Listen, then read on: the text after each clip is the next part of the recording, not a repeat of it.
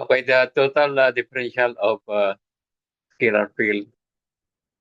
So this the total differential is equal to the differential of the R, that product with the gradient of this scalar field here. So this is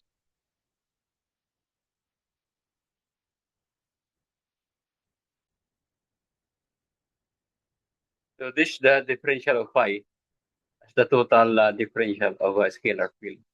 So we have the assumption here the phi scalar function depending on the spatial coordinates x, y, z are here the position vector xi, yj, plus zk. We have the gradient of the phi here, the gradient of the scalar field defined as partial of the scalar field with respect to x, partial of the scalar field with respect to y, the partial of scalar field with respect to z. So proof using a chain rule, express the total differential using the chain rule. So in multivariable calculus, the total change in the function phi due to small change in x, y, and z is given by the chain rule.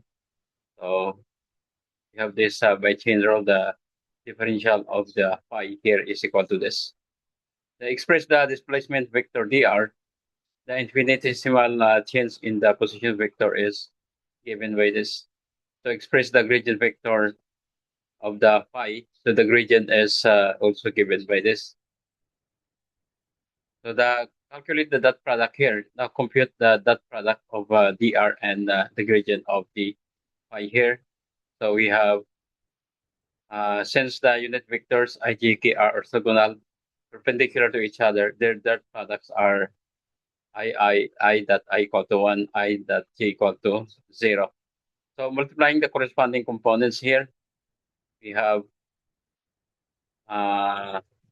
partial of the phi with respect to x times the dx, partial of the phi with respect to y times dy, partial plus partial of the phi with respect to z times dz.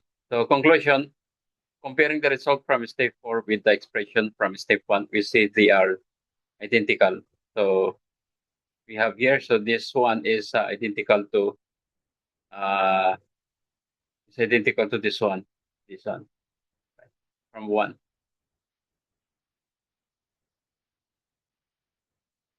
So comparing the result from step 4 with the expression in step 1, we see they are identical here.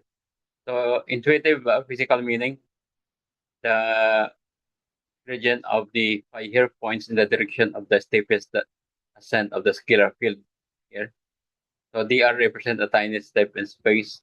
The equation says that the total change in the value of the field is equal to the product of the gradient and how far you move in the direction of that gradient, that product.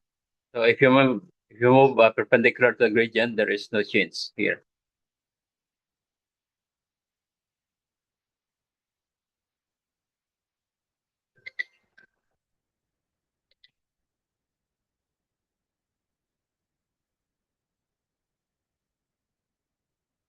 So we have here that product of dr and the gradient of the phi here. So this one. So if you look at the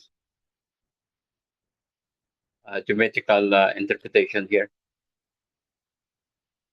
so we have a small surface here. The small surface is the differential of the scalar field here. Now for the 2D, so this is your dr, and this is your gradient of the phi here. So the differential of the scalar field here, it refers to the that product of the top.